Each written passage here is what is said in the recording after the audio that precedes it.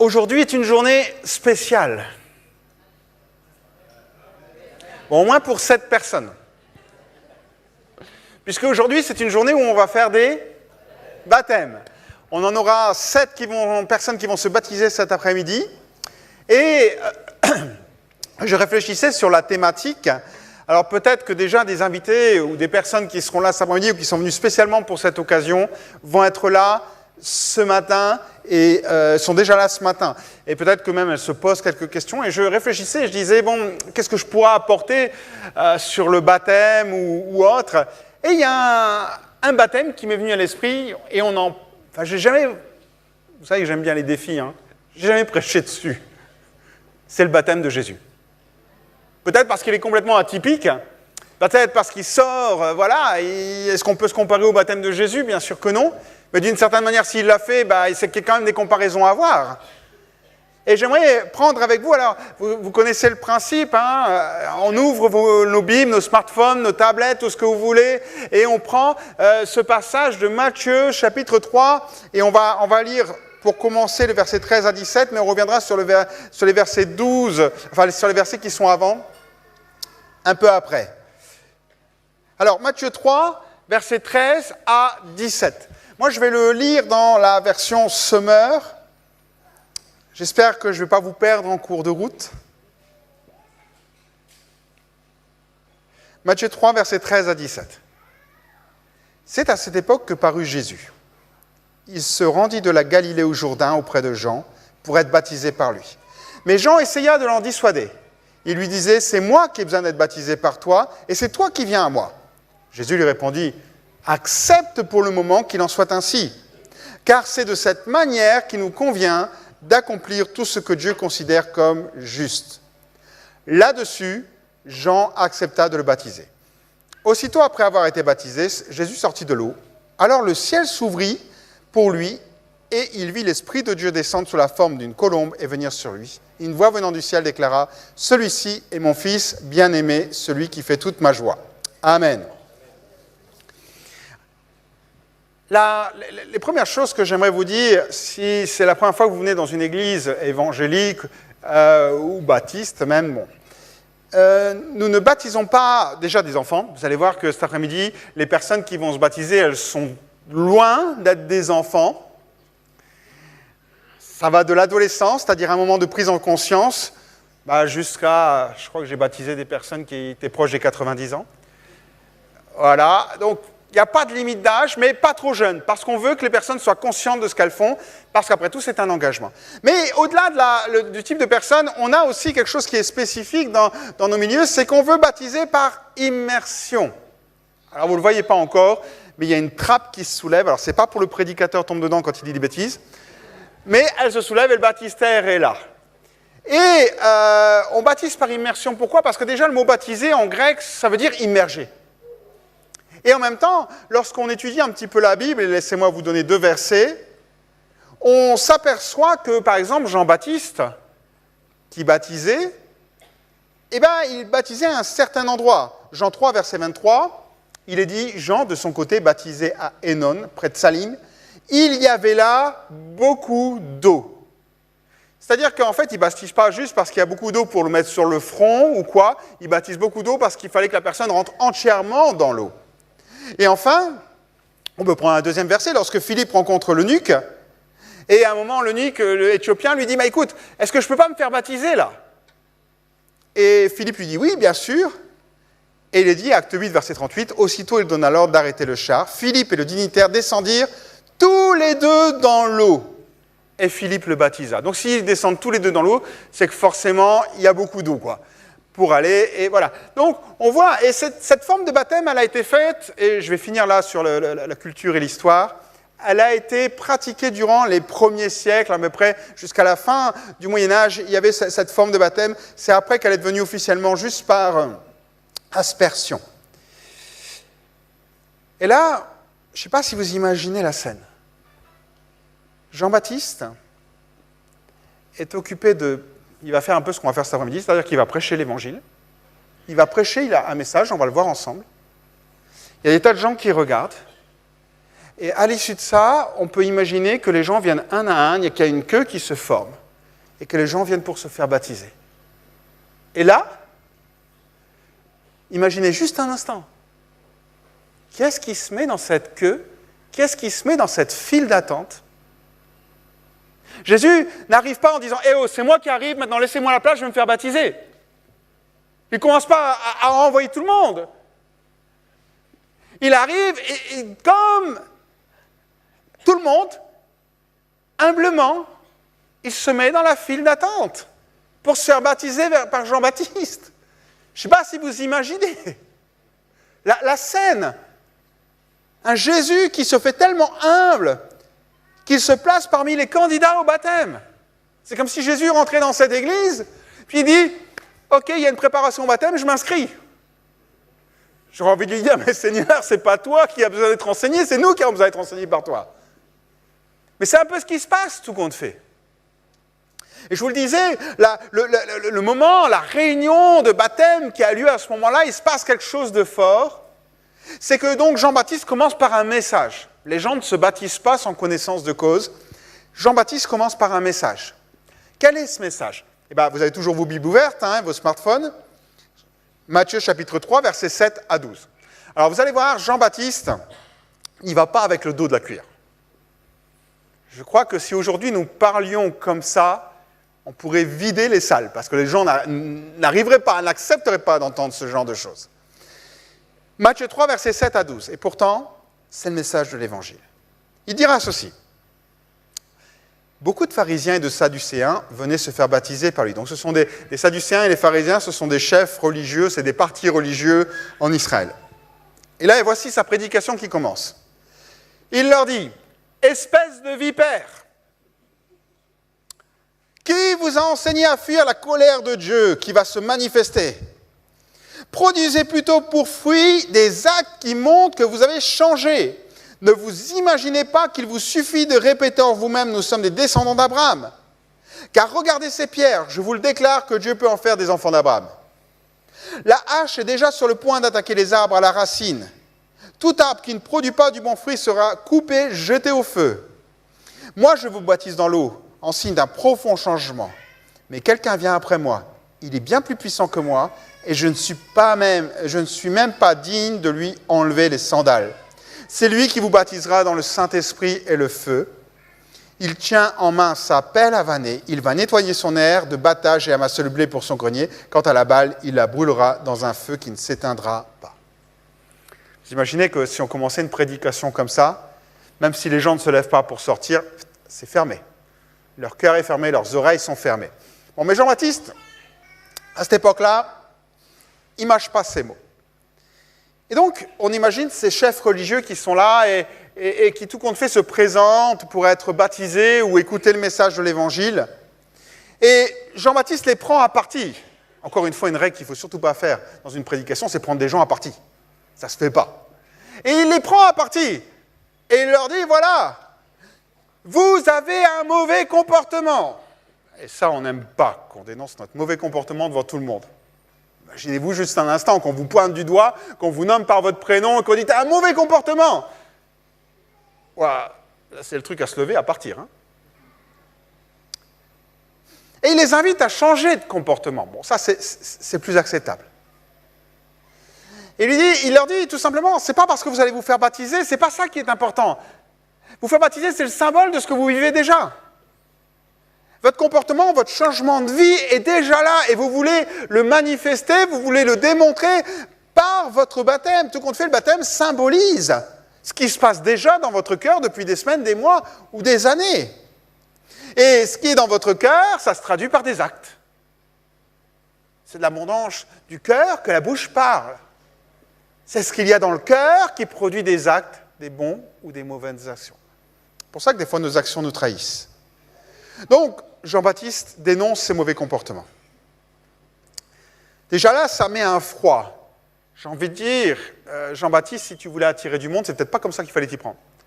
Si tu veux, on peut te donner 2-3 règles d'homilétique pour bien construire ta prédication. Mais en fait, Jean-Baptiste nous enseigne beaucoup de choses au travers de tout cela. Et il nous enseigne essentiellement que ce qui est le plus important, ce n'est pas tant notre comportement, c'est notre cœur. Parce que de notre cœur va découler notre comportement. Et puis, Jean-Baptiste est un homme de Dieu et Dieu lui parle. Et Dieu lui a dit quelque chose. Il lui a révélé quelque chose. Il a dit, Jean-Baptiste, je vais t'envoyer quelqu'un.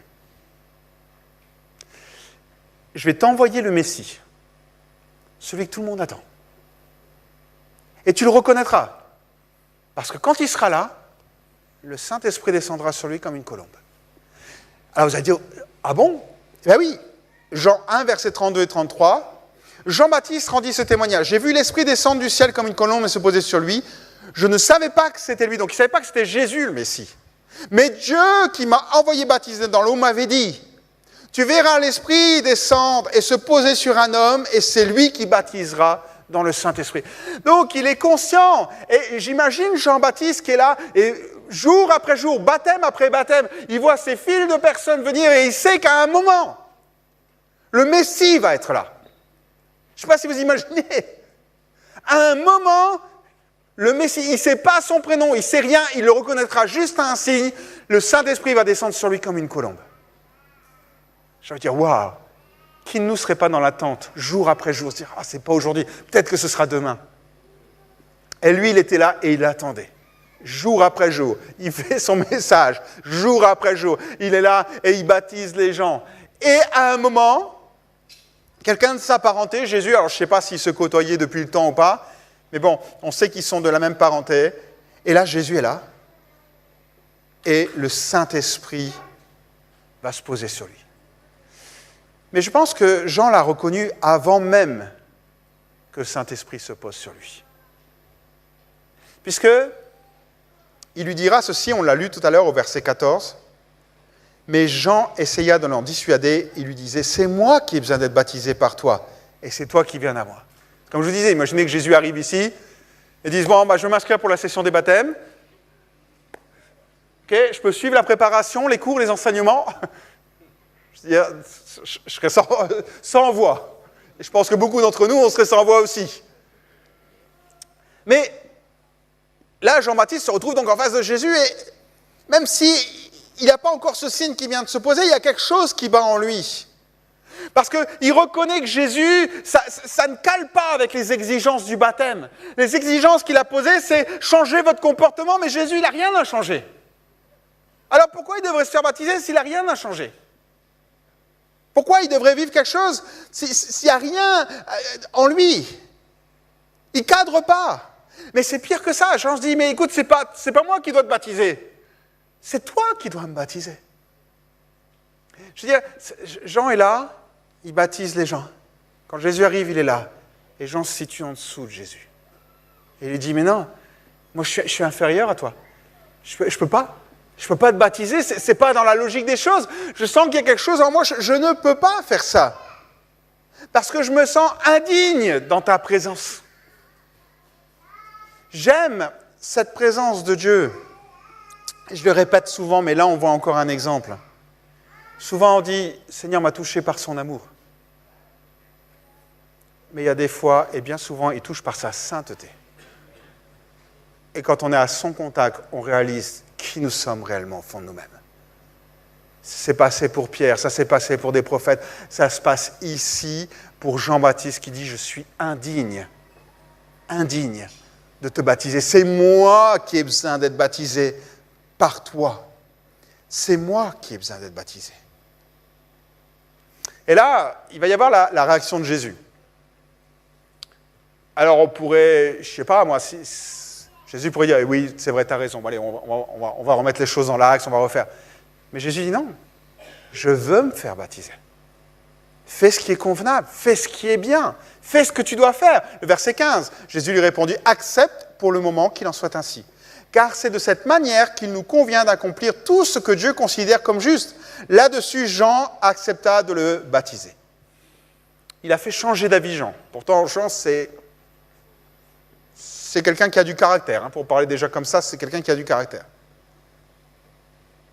Alors pourquoi Jésus dit « Je vais me faire baptiser dans un baptême qui implique une repentance, c'est-à-dire un changement de comportement ?»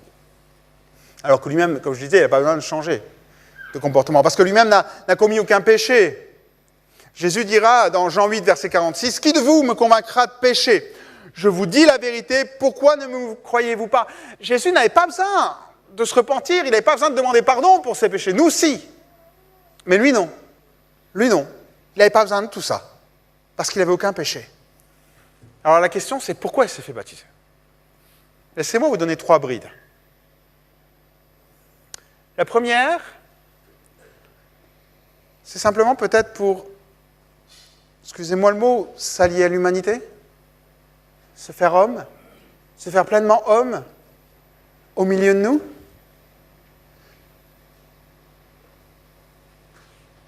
Et en réalité, il n'est pas là pour reconnaître qu'il a commis des péchés puisqu'il n'en a commis aucun, mais pour simplement se mettre à notre niveau, pour nous montrer ce qu'il attend de nous. Et pas juste nous dire « je voudrais que vous vous fassiez baptiser », mais pour nous montrer. Parce que Dieu n'est pas quelqu'un qui fait que dire les choses, c'est quelqu'un qui nous les montre. Par son exemple et sa venue sur terre, il nous a montré comment nous comporter malgré toutes les épreuves qu'on pouvait avoir. D'ailleurs, c'est ce que dit l'auteur de l'Épître aux Hébreux, Hébreux 2, verset 17. « Voilà pourquoi il devait être rendu à tous égards semblable à ses frères. » À tous égards, semblable à ses frères. Ses frères, ses sœurs, ils sont ici. Hein? C'est en Christ, spirituellement parlant. Donc, la première raison pour laquelle il est là, c'est qu'il ne veut pas juste nous dire ce qu'on doit faire, mais il veut nous le montrer. Il veut se rendre semblable. Il veut montrer que lui aussi est passé par là et qu'il nous encourage à le faire et s'associer à nous. La deuxième qui peut être là, qui peut être très intéressante aussi, c'est que si vous connaissez les rituels qui sont dans le temple, lorsque vous commencez à servir, les Lévites se lèvent le matin, très tôt, les prêtres, ils arrivent dans le temple, et avant de faire les sacrifices, avant de faire les holocaustes, qu'est-ce qu'ils font ? Ils vont au cuve d'airain, et là, ils font les ablutions, ils se lavent les mains, les pieds, le visage, voilà, ils font toutes ces choses-là. Et je me suis posé la question, est-ce que Jésus est pas en train de se préparer pour le service qu'il va accomplir pendant les 3 ans et demi qui sont là ? Parce que tout compte fait, son ministère, son action commence à ce moment-là. Est-ce qu'il n'est pas, d'une certaine manière, occupé de reprendre cette représentation qu'on retrouve et que tout le monde connaît à cette époque-là, puisque le temple est encore là en place? Est-ce qu'il n'est pas occupé de dire, voilà, je vais me purifier symboliquement, parce que ça va être le signe du démarrage de mon œuvre, du ministère qui va suivre. Et enfin, la troisième chose qui est peut-être tout aussi importante, c'est que on dit toujours que lorsque on se baptise, c'est un peu comme mourir à soi. On fait mourir le vieil homme et on fait naître le nouvel homme. Et il y a cette dimension de mort qui est là. Et est-ce que symboliquement, il ne s'associe pas à tous ceux qui sont, à chaque être humain qui est mort à cause de son péché? Est-ce qu'il ne s'associe pas déjà avant de s'associer à la croix? Est-ce qu'il n'est déjà pas occupé de dire symboliquement, je m'associe déjà à vous? Et à la croix, je porterai pleinement les choses. Est-ce qu'il n'est pas occupé? Parce que Ésaïe 53, le prophète Ésaïe dira ceci au verset 12. « Voilà pourquoi je lui donnerai une part. Avec ses gens nombreux, il partagera le butin avec la multitude. Car il s'est dépouillé lui-même jusqu'à la mort. Il s'est laissé compter parmi les malfaiteurs. Car il a pris sur lui les fautes d'un grand nombre. Il a intercédé en faveur des coupables. » Alors, est-ce que ce n'est déjà pas une préfiguration de ce qui va se passer? En disant, symboliquement, je m'associe, mais à la croix, je prendrai les péchés de l'humanité. Dans tous les cas, Jésus n'avait pas à se repentir. Il n'avait pas à se faire baptiser. S'il l'a fait, c'est volontairement. Il a accompli un acte d'obéissance. Et j'aime cette caractéristique d'humilité. Il n'est pas arrivé avec des gros sabots, mais humblement. Il s'est fait homme, humblement, il s'est glissé dans une foule pour se faire baptiser par quelqu'un d'autre. Et je trouve ça remarquable parce que ça reflète beaucoup son caractère, sa manière d'être. Où nous, des fois, on a envie de se mettre sous personne. Hein? Personne, ni Dieu ni maître, aussi. Dieu, mais pas de maître. Vous m'avez compris. Et là, il se passe quelque chose d'extraordinaire. Regardons le verset 16 et 17, toujours dans notre passage. Aussitôt après avoir été baptisé, Jésus sortit de l'eau. Alors le ciel s'ouvrit pour lui et il vit l'Esprit de Dieu descendre sous la forme d'une colombe et venir sur lui. Une voix venant du ciel déclara, celui-ci est mon fils bien-aimé, celui qui fait toute ma joie. La première chose qui se passe, donc il se baptise. Et là, on voit comme une approbation de Dieu, une approbation du Père. Le Saint-Esprit lui envoyait.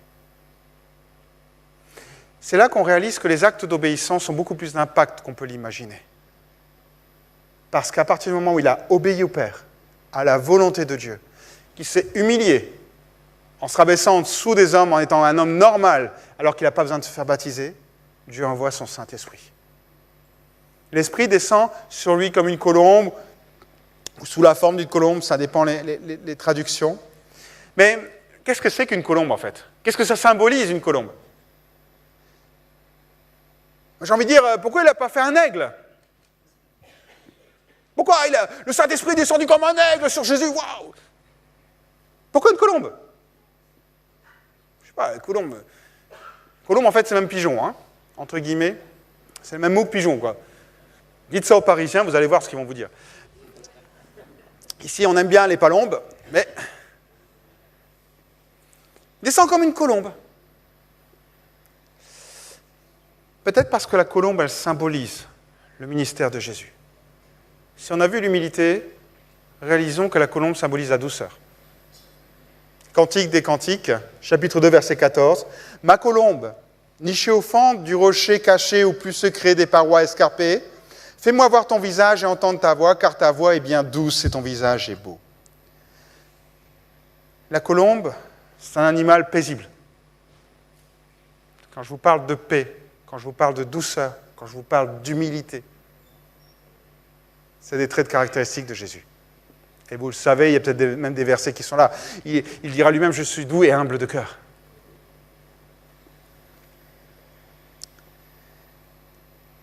La colombe, c'est aussi l'innocence, mais pas dans le sens de naïveté. Jésus dira, « Voici, moi je vous envoie comme des brebis au milieu des loups, soyez prudents comme des serpents et innocents comme des colombes. » C'est toujours le même mot en grec. Hein?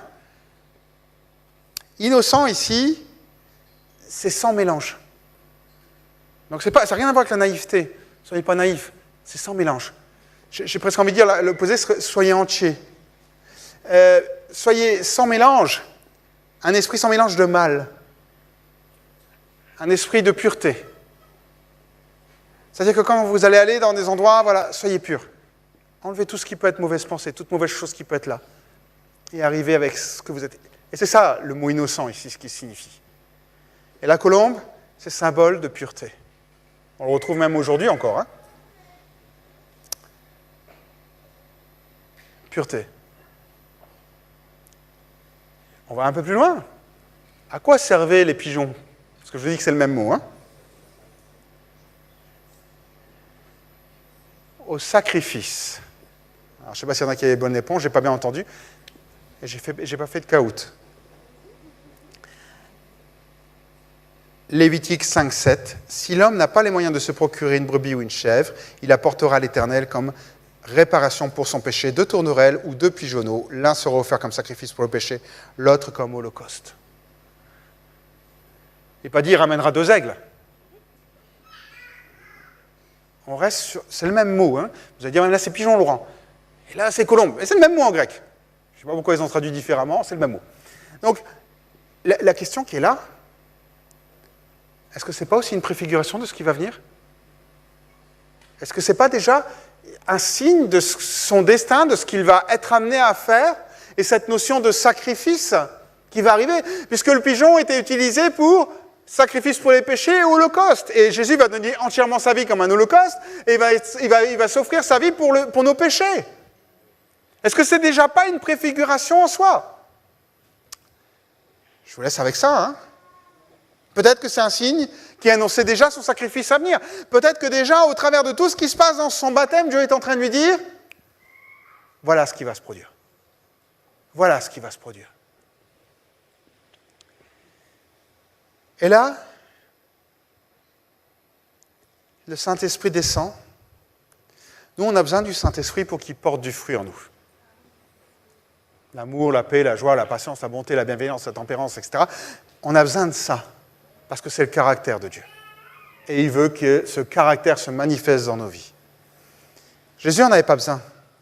Il n'avait pas besoin de changer de caractère. Et donc, le Saint-Esprit descend sur lui, ce n'est pas pour changer son caractère, principalement. Mais j'ai envie de dire, c'est pour qu'il puisse accomplir son dessein. Qu'il puisse accomplir la volonté de Dieu, qu'il puisse accomplir ce pourquoi il était venu sur terre. Et on découvre que le Saint-Esprit va l'aider, il va avoir une telle proximité avec Dieu, qu'il sera capable de dire, en Jean 17, verset 22-23, « Je leur ai donné la gloire que tu m'as donnée afin qu'ils soient un comme toi et moi, nous sommes un. Moi en eux, toi en moi, qu'ils soient parfaitement un, ainsi le monde puisse reconnaître que c'est toi qui m'as envoyé et que tu les aimes comme tu m'aimes. » Une telle proximité.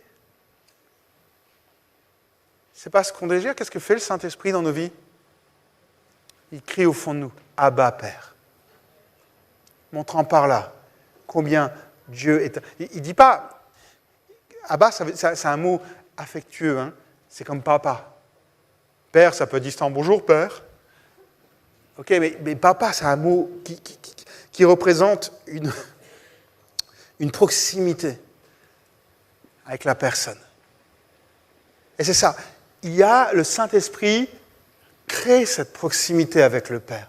Il nous invite à être plus près. Il y a des moments où vous allez partir en prière, vous allez commencer à louer le Seigneur, vous allez vivre des choses, parce que le Saint-Esprit va vous conduire dans cette proximité avec le Père. Mais le Saint-Esprit, c'est celui aussi qui va l'aider à faire la volonté du Père. Jésus était tellement proche du Père qu'il est capable de dire ceci, « Ce qui me nourrit, leur expliqua Jésus, c'est d'accomplir la volonté de celui qui m'a envoyé de mener à bien l'œuvre qu'il m'a confiée. » On peut comprendre qu'il sait déjà l'œuvre qu'il a confiée. Mais quand il prend cet exemple de nourriture, alors bien sûr ça fait une référence à la manne et tout ce que vous voulez, mais la nourriture c'est vital. Non? Jeûnez quelques jours et vous allez voir. C'est vital, c'est un besoin, on en a là, voilà, et quand on ne l'a plus, ça devient compliqué. Mais pour lui, il explique, faire la volonté de Dieu, c'est comme de la nourriture. Si je ne la fais plus, je ne me sens pas bien. Si je ne fais pas la volonté de Dieu, ça ne va pas. Je meurs à petit feu. C'est devenu quelque chose d'essentiel dans sa vie. Et enfin, j'ai envie de dire, une troisième chose que le Saint-Esprit va produire en lui, c'est cette dimension de l'aider à accomplir la volonté de Dieu. Hébreux 9, verset 14, il dit ceci. Mais Christ s'est offert lui-même, et regardez bien, sous la conduite du Saint-Esprit. Dès le début, le Saint-Esprit a été avec lui et l'a dirigé jusqu'à la mort. Sous la conduite de l'Esprit de l'Éternel, comme une victime sans défaut. L'Esprit descend des cieux et va accorder toute la puissance à Jésus, toute la force, toutes les capacités pour aller jusqu'au bout. On sait combien ça a été terrible pour Jésus, le jardin de Gethsémani nous le rappelle. Ça a été compliqué.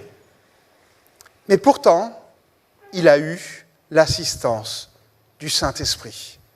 Dieu l'a équipé, l'a fortifié, Dieu l'a assuré de son amour inconditionnel. Et c'est ce qu'il fait avec nous. Lorsque nous sommes maintenant, laissez-moi basculer du baptême d'eau au baptême du Saint-Esprit, lorsque nous sommes baptisés du Saint-Esprit, bien sûr qu'il y a cette dimension où le Saint-Esprit va faire une œuvre en nous, mais où il va nous donner les capacités, la force pour accomplir ses projets au travers de nous. Que l'on soit dans un service, que l'on soit dans de l'évangélisation ou quoi que ce soit, il y a des moments, et j'ai envie de le dire très, très simplement, mais il y a des moments où on est peut-être au bout du rouleau, où on est à plat, où ça ne va plus. Et j'ai envie de dire, regarde à Dieu. Parce que si tu es baptisé du Saint-Esprit, alors tu peux compter sur l'aide du Saint-Esprit pour aller au bout de la course. Tu peux compter sur le Saint-Esprit pour t'amener au bout. Et parfois, on est là et on s'appuie tellement sur nos propres forces qu'on oublie qu'il est là. qu'on oublie que Dieu nous l'a donné pour qu'on puisse faire ses projets, accomplir ses projets. Donc le baptême de Jésus n'a pas révélé son caractère messianique, il l'a confirmé. Il a confirmé que Jésus était le Messie, en lui donnant les capacités d'aller jusqu'au bout et en révélant qu'il n'avait pas besoin d'être baptisé parce qu'il était déjà saint. Et là, il y a Dieu qui fait quelque chose et une expression formidable. Imaginez, le ciel s'ouvre, vous êtes dans un moment, et puis Dieu vous parle personnellement, mais en louange, presque en disant combien il vous aime, combien vous êtes important pour lui. On a tous rêvé de ça. Les trois. Celui-ci est mon fils bien-aimé, celui qui fait toute ma joie. Quel âge a Jésus lorsqu'il se baptise ? Trentaine d'années. C'est comme si Dieu disait, c'est 30 années de silence, où il ne s'est pas passé grand-chose. C'est 30 années de silence. Je les valide. Je les approuve. Tu t'es bien comporté. Il n'y a pas eu de miracle, il n'y a pas eu de foule qui sont venues t'écouter, il n'y a rien de tout ça. Mais tu as fait exactement ce que je voulais que tu fasses pendant ces 30 années de silence. Et là, le Père le présente comme le Messie. Alors, ça ne se voit pas forcément lorsqu'on lit cela, mais il utilise deux citations qui sont dans l'Ancien Testament. La première qui est dans le psaume 2. Alors, le psaume 2, c'est un psaume qu'on appelle messianique, c'est-à-dire qu'il nous annonce la venue de Christ, il nous présente Christ comme étant une partie du Messie, il nous le révèle une partie du Messie, voilà. Et voilà ce qu'il dit dans le psaume 2, verset 7. « Je publierai le décret qu'a promulgué l'Éternel. Il m'a dit, tu es mon fils. Aujourd'hui, je fais de toi mon enfant. » C'est un jour d'intronisation. C'est un jour où Dieu dit, voilà, tu auras le pouvoir, la capacité pour gérer, pour aller jusqu'au bout de ce que je veux te faire à obtenir, jusqu'au bout de ce rachat de l'humanité. Et ensuite, Ésaïe 42, verset 1. « Voici mon serviteur que je soutiens, celui que j'ai choisi, qui fait toute ma joie. Je lui ai donné mon esprit, et il établira le droit pour les peuples. » Dans le livre d'Ésaïe, on a ce qu'on appelle des paragraphes, des poèmes, ce qu'on appelle les poèmes du serviteur. Si vous relisez le livre d'Ésaïe, je sais que vous l'avez lu ce matin, mais relisez-le encore une fois ce soir, vous allez voir qu'à plusieurs endroits, il parle de serviteur. Il y a cette notion de serviteur, le psaume 53 en est un, et Ésaïe 53 en est un, et dans cette notion de serviteur, il présente qui va être Christ. On a la notion du serviteur qui sert, et la notion du serviteur souffrant. Ésaïe 53, c'est serviteur souffrant. Et ça révèle la personne de Christ. Et donc, ici, je relis le passage d'Ésaïe 42. « Voici mon serviteur que je soutiens, celui qui a choisi, qui fait toute ma joie. Je lui ai donné mon esprit, et il établira le droit pour tous les peuples. » Ici, Jésus est comparé à un serviteur un serviteur de l'Éternel. C'est de là que Dieu prend la citation. Donc, tous les Juifs qui sont là, ils savent à quoi ça fait référence. Ça fait référence à Ésaïe 42. Mais c'est le serviteur souffrant. Pas le serviteur glorieux. Pas celui qui arrive avec les palmes à Jérusalem et où que tout le monde acclame. C'est celui qui va souffrir pour accomplir les desseins de Dieu. J'ai envie de dire, dès son baptême, dès son engagement avec Dieu, il assume déjà tout ce qui va se passer. C'est comme si Dieu lui révélait, ça ne va pas être facile. Ça ne va pas être facile. Mais garde ton caractère. Reste humble, reste doux, reste obéissant. Compte sur le Saint-Esprit pour t'aider dans les moments les plus compliqués, les plus durs que tu vas rencontrer. Et tu verras de grandes choses se passer. Allez, je voudrais conclure en invitant l'équipe louange à venir.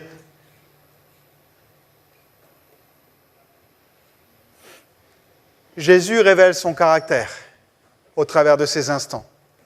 Et je pense qu'on a tous des leçons à prendre des fois. Des leçons à se poser. Est-ce qu'on a ce caractère doux et humble ? J'ai envie de vous le dire autrement. Si vous avez été à la place de Jésus, est-ce que vous seriez avancé pour aller vous faire baptiser ? Combien d'entre nous, on aurait ravalé notre orgueil et humblement, on serait mis dans la file d'attente? Ça nous montre déjà qu'il y a quelque chose qui est là et un objectif à atteindre, un caractère qui est à atteindre. Combien d'entre nous, on aurait été obéissants jusqu'à ce point-là, volontaires?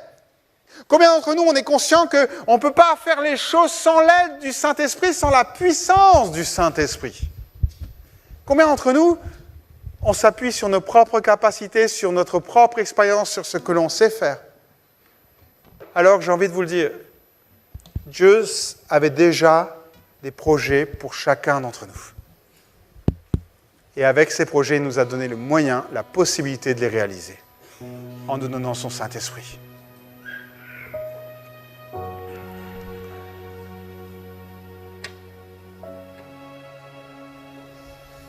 Et parfois, on a besoin de réaliser que ça ne va pas être facile. Lorsque Jésus s'est baptisé, je vous ai montré qu'il y a plusieurs signes qui sont là, plusieurs interprétations. On peut réaliser que Jésus lui dit, enfin Dieu, le Père lui dit, ça va être compliqué. Ça va être compliqué. Mais je serai avec toi. Et ça, des fois, on a besoin de le comprendre. On a besoin de le saisir. Ça va être compliqué, tu vas passer par peut-être une maladie. Ça va être compliqué. Tu vas passer par une dépression, ça va être compliqué. Tu vas passer par des moments de découragement, des problèmes d'opposition à ton travail. Tu vas passer par des tas de choses qui sont là. Ça va être compliqué. Mais sache une chose, c'est que je serai avec toi. C'est que ça, je le savais déjà à l'avance, ça allait arriver. Et c'est pour ça que j'ai envoyé mon esprit. Pour qu'il te donne les forces, les capacités d'aller plus loin. Qu'il te donne les forces d'aller jusqu'au bout de tous ces projets que je vais faire dans ta vie et avec toi. Alors oui, le baptême de Jésus, c'est plus qu'un exemple, un simple baptême. J'ai envie de le dire comme ça, c'est un chemin pour chacun de ses disciples. Un cheminement, un encouragement. Parce que si Dieu était fidèle, capable de déclarer à Jésus du haut du ciel devant toute une foule de religieux ou d'autres, celui-ci est mon fils bien-aimé, on aurait pu dire celui-ci est mon fils, hein? Celui en qui je mets toute mon affection, celui que j'aime. Il est capable de le déclarer pour toi aussi. S'il est capable de dire, il fait toute ma joie, ou elle fait toute ma joie, c'est parce qu'il le pense. Et moi je veux croire que Dieu, chacun d'entre nous ici, à notre niveau, dans ce que l'on fait, on fait la joie de Dieu. Alors cherchons pas à être parfait, on ne l'est pas. Mais pour Dieu, ce n'est pas un secret qu'on ne l'est pas. Il le sait parfaitement qu'on n'est pas parfait. Mais ce qu'il regarde, c'est à nos cœurs, obéissants et humbles. Jésus dira ceci, le disciple n'est pas plus grand que celui qui l'enseigne, mais tout disciple bien formé sera comme son maître. Alors oui, aujourd'hui encore, on passe par les eaux du baptême. Aujourd'hui encore, on recherche le baptême du Saint-Esprit. Aujourd'hui encore, on cherche à accomplir la mission que Dieu nous a confiée sur cette terre pour aller encore plus loin. Et pour ça, on va travailler sur nos cœurs. Pour ça, on va compter sur l'aide du Saint-Esprit. Pour ça, on va trouver nos forces dans l'amour de Dieu à notre égard. Alors, si vous le permettez, j'aimerais qu'on puisse juste, je ne vais pas faire un appel, je voudrais juste qu'on puisse prier. Et juste laisser peut-être un instant à chacun d'entre nous de s'examiner et de dire, Seigneur, je veux rentrer pleinement dans tout ce qui vient d'être dit, ou peut-être une partie de ce qui vient d'être dit. Je veux vivre pleinement ces choses-là. Et j'aimerais m'adresser à tous ceux, je ne veux pas faire d'appel, mais juste vous amener à réfléchir à tous ceux qui sont là et qui sont peut-être épuisés, qui sont peut-être fatigués, qui ont juste besoin de réaliser que Dieu est avec eux. Peu importe ce que tu vis aujourd'hui, mon frère, ma soeur, Dieu le savait et Dieu te donne les moyens de passer au travers. Je ne vais même pas dire de passer au travers, de passer au-dessus. Seigneur, ce matin, on est rassemblés dans ce lieu. C'est vrai que c'est une journée de fête. Plusieurs vont passer par les eaux du baptême cet après-midi. Mais Seigneur, on veut se rappeler aussi ce qu'a été le baptême pour Jésus. Ce moment où, Seigneur, il a révélé son caractère. Et Seigneur, le baptême est aussi un moment où on s'engage avec toi à te laisser nous transformer à ton image. Ce moment où on réalise aussi que grâce à ton Saint-Esprit, nous pouvons accomplir tes projets sur cette terre. Et Seigneur, que rien ni personne, aucune circonstance, comme le disait Paul, ne puisse nous éloigner de ton amour. Non pas que toi tu t'éloignerais, mais que nous puissions penser, Seigneur, que tu nous aimes plus. Alors Seigneur, bénis chacun, et ceux qui ont besoin d'être renouvelés dans leur amour, tu les renouvelles. Ceux qui ont besoin d'être renouvelés dans leur appel et dans leur vie de l'esprit, tu les renouvelles. Ceux qui ont besoin de travailler sur leur caractère, Seigneur mon Dieu, tu viens les aider et tu les travailles. Seigneur, ce matin, Seigneur, nous nous tournons vers toi parce que nous réalisons que sans toi, nous ne sommes rien. Et je te prie encore pour que ta grâce nous accompagne et nous environne ce matin. Merci pour tout ce que tu vas accomplir, Seigneur. Merci pour ces instants, Seigneur Jésus.